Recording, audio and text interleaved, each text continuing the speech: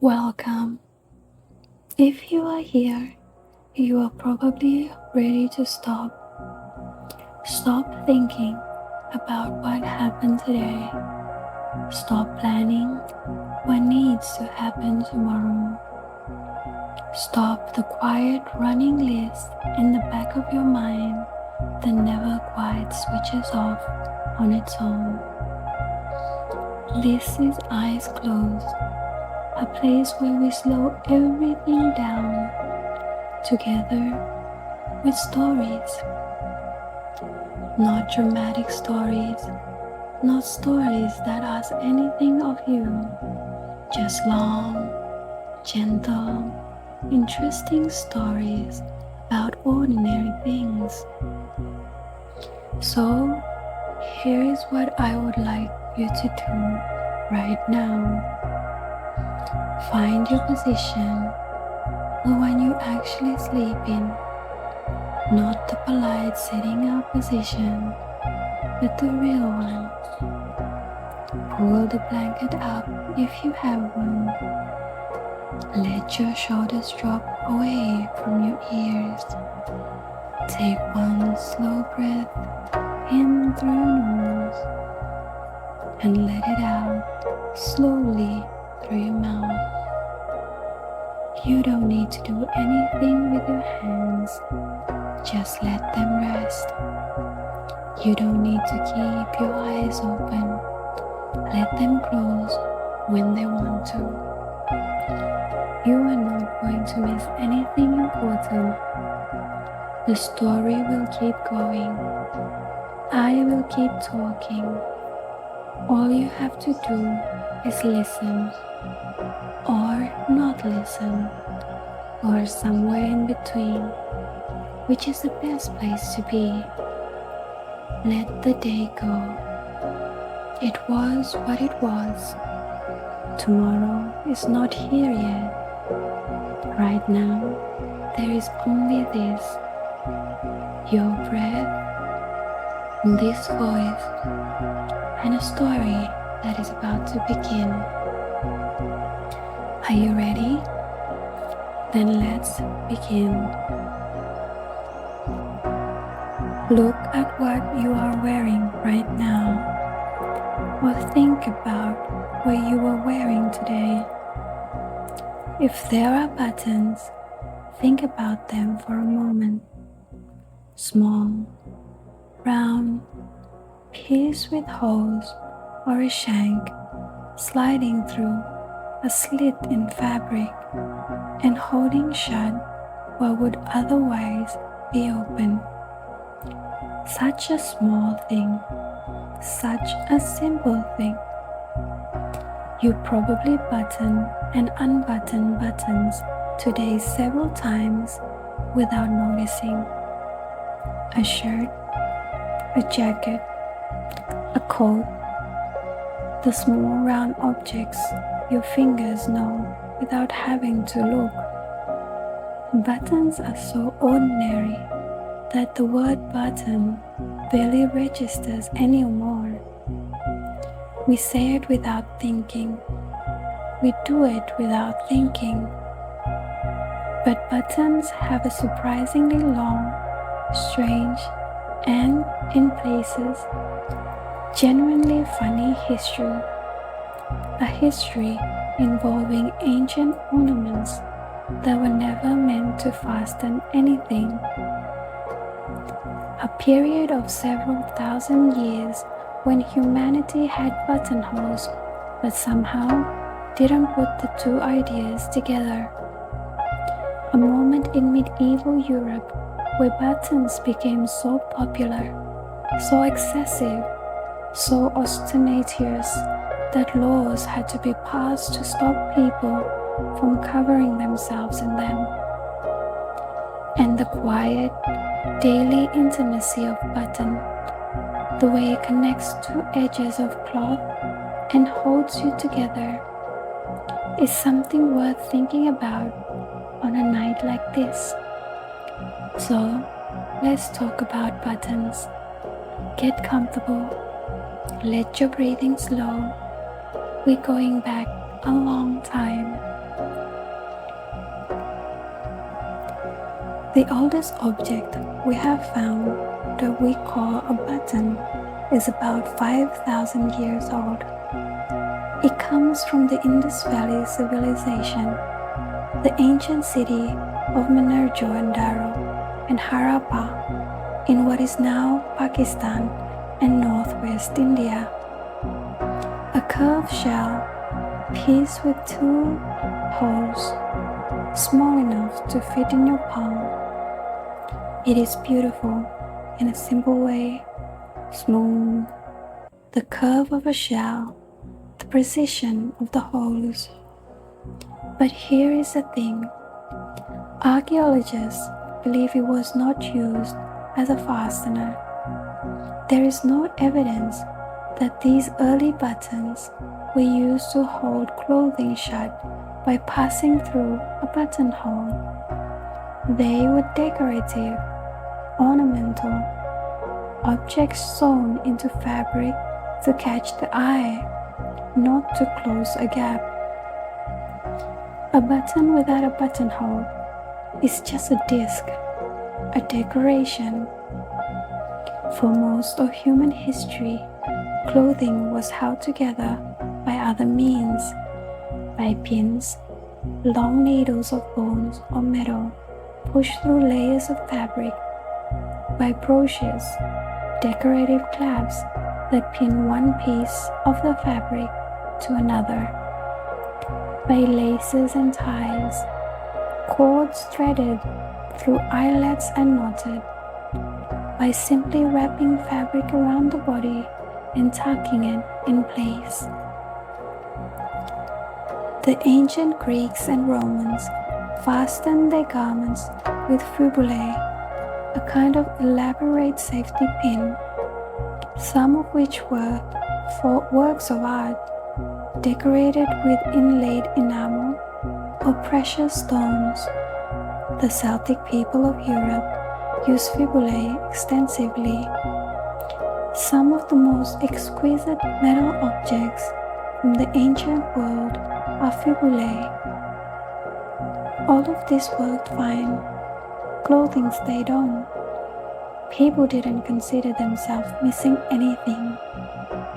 The button and the buttonhole combination, which seems so obvious once you have it, required a specific kind of thinking that apparently took a very long time to arrive at. The buttonhole is the real invention. A buttonhole is small, reinforced slit cut in fabric, sized precisely to allow a button to pass through, but not to slip back out without deliberate effort. The edges of the buttonhole are stitched carefully to prevent the fabric from fraying.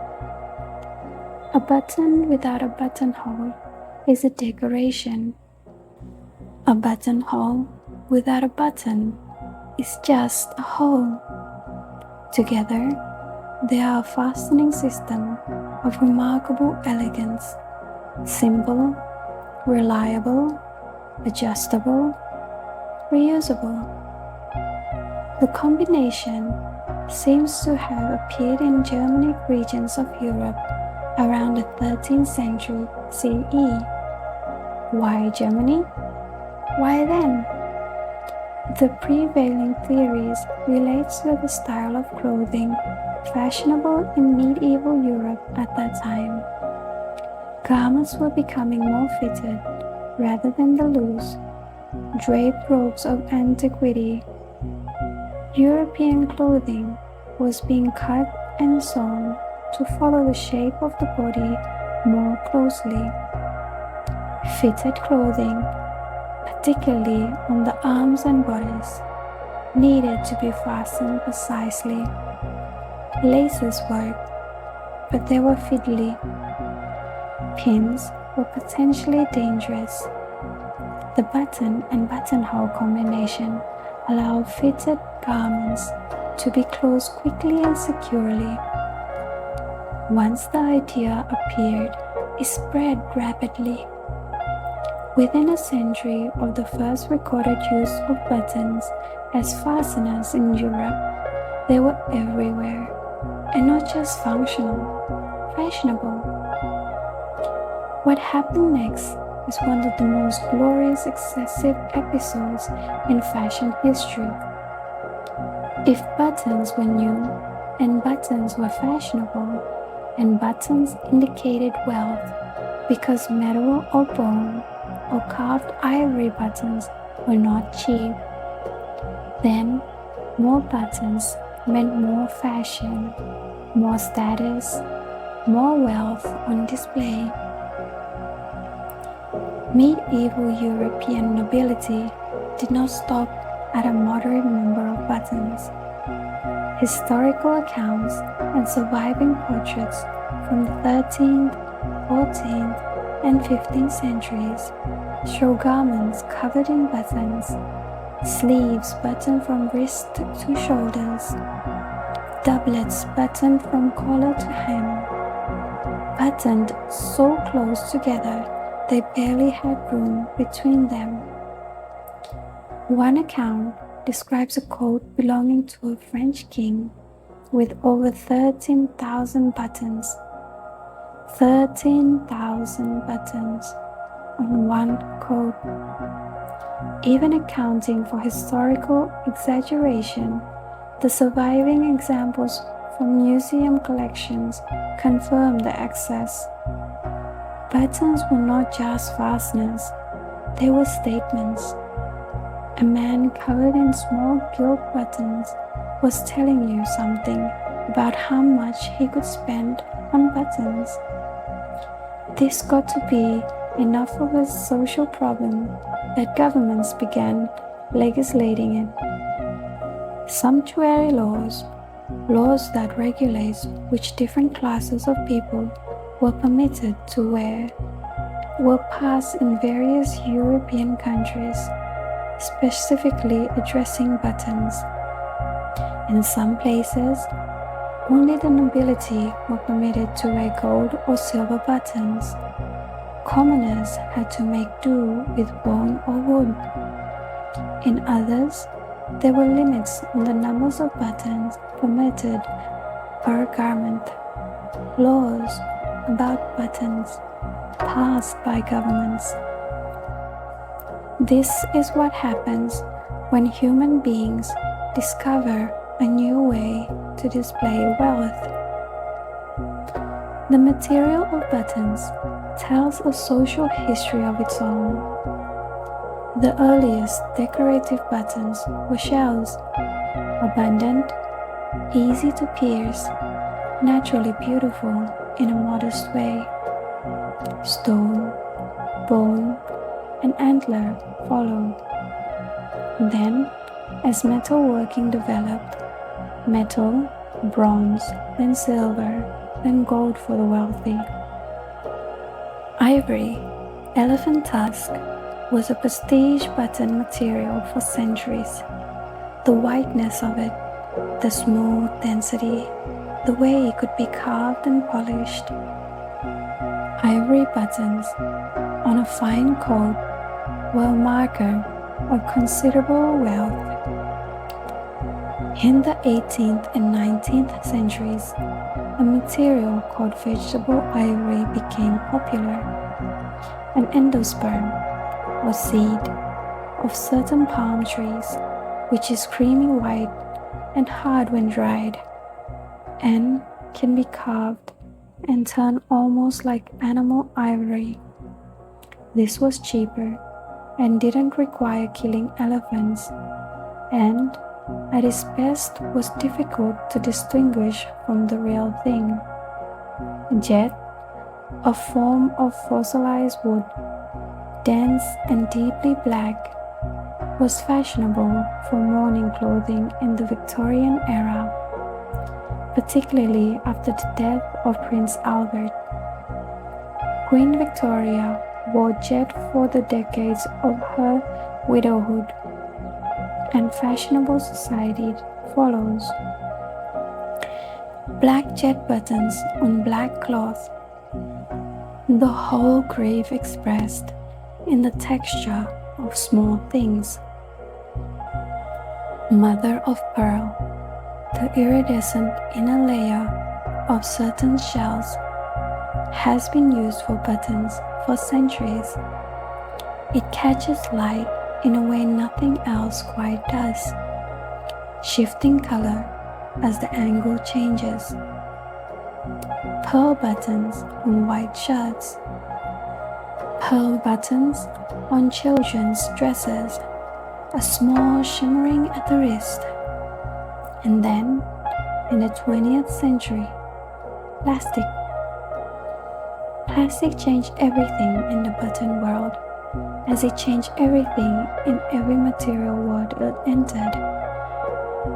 The first commercial plastic, Bakelite, developed in 1907, could be molded into almost any shape.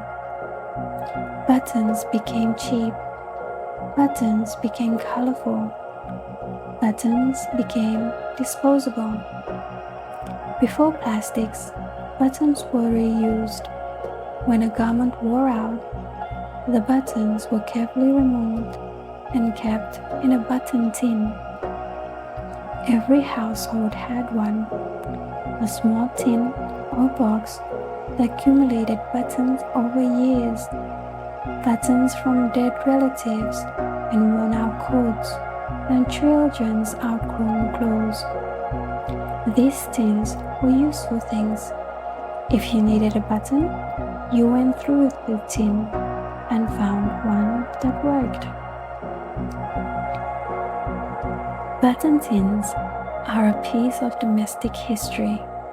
The sound of them, the small clatter of buttons shifting as you pick through looking for a match, is a sound that belonged to every household for generations. With cheap plastic buttons, the button tin became less necessary. Buttons were included with garments as spare. You threw them away if you didn't use them. Modern buttons are made from an enormous variety of materials, plastic in every color and finish. Corozal, the refined vegetable ivory, still produced, valued for its biodegradability and its organic, slightly irregular surface. Wood for rustic or natural aesthetic garments. Metal from simple pressed steel to hand-cast silver for luxury items. And steel, occasionally shell, both real and stimulated for its particular shimmer. The button you barely notice today might be pressed from petroleum products in a factory in China, or it might be hand-cut from a tagua palm nut in Ecuador, or stamped from a piece of steel. The button reveals, if you look very closely, where a garment came from and what its maker valued. There is something worth noticing about where buttons are. A shirt has them running down the center front, where the two sides of the fabric meet over the chest. The act of buttoning a shirt from the bottom up or the top down follows the line of the body. To fasten a button is to close yourself, to present a finished exterior to the world. Men's shirts buttons left over right, women's shirt traditionally buttoned right over left. The reasons for this are disputed. Theories involve the ease of drawing swords for men, right-handed, reaching across the body, or making it easier for servants to dress wealthy women, reaching across from the front, right hand working the buttons on the right side of the garment. Whether either of these is actually why, nobody is completely certain. It is one of those conventions that has outlasted its reason. Small children cannot button their own shirts for years. The fine motor coordination required to hold the button, find the hole, push the button through, pull it past, is surprisingly complex. Parents button their children's shirts for years. The moment a child can button their own shirt is a small milestone, noted and briefly celebrated. To button someone else's shirt, a child's, a partner's, a parent's as they age, is an act of care, intimate, practical, tender in a way that is hard to put into words. The button connects, it holds shut, it is closed, and it can be opened again. In 1937, the French fashion house Elsa Schiaparelli produced a collection featuring buttons designed by the surreal artist Salvador Dali. The buttons were shaped like insects, lips, fish, tiny hands, object that looks like buttons from a distance and like something else entirely up close. There is a jacket from this collection in the museum in London. If you stand very close to it, the buttons still surprise you. The material of the mundane, the fastener you pass your fingers over without looking, made into something that demands a second look. Dali understood that the button, being overlooked, was an opportunity, a place where the unexpected could live. This is a minor story in the history of buttons, but I find it worth telling. The artist who looks at an ordinary object and asks, what if this was strange? Let's end with the button jar. If you are lucky, you might know someone who has one. An older relative perhaps, a grandmother or a great aunt or family friend who keeps a jar or tin somewhere, in a sewing cabinet or on a shelf in the kitchen, full of buttons accumulated over decades. If you open such a jar and pour the buttons out onto a flat surface, you are looking at a kind of history. The big dark buttons from an old winter coat, the small pearl-like buttons from a dress that no longer exists, a few matching gilt buttons from a jacket remembered or forgotten, a button still attached to its original card from a garment bought decades ago and long since worn out. Each button, a small record, a thing that outlasted the object it fastened. Buttons are survivors. Fabric rots, thread comes apart, but a shell button or a metal button or a dense plastic button sits in a jar for 50 years and is still perfectly good. When archaeologists find ancient settlements, they find buttons or their equivalents. The small closes, the clasp, the fastening objects that outlast everything else because they are hard and small and made to last. Somebody 5,000 years from now may find a button you touched today and hold it and wondered who held it before. So that is where buttons came from the pierced shells of the Indus Valley civilization worn as decoration, from the fitted garments of medieval Germany that first needed to be properly closed, from the extraordinary excess of 13th century nobles who covered themselves in thousands of them, from the sumptuary laws that tried to regulate the button, from the button tins in every household that kept buttons safe for reuse, from Dali's surrealist insect fastening jacket to the buttons on your clothes today, noticed or unnoticed. Such a small thing, such a long history. Let your body go heavy now. Think of the clothes you folded tonight or left where they fell, and the buttons on them, small and round and holding their shape as they have always done. You don't need to hold anything right now. You can let everything rest. The night is long. Sleep is patient. And that is where we will leave it tonight.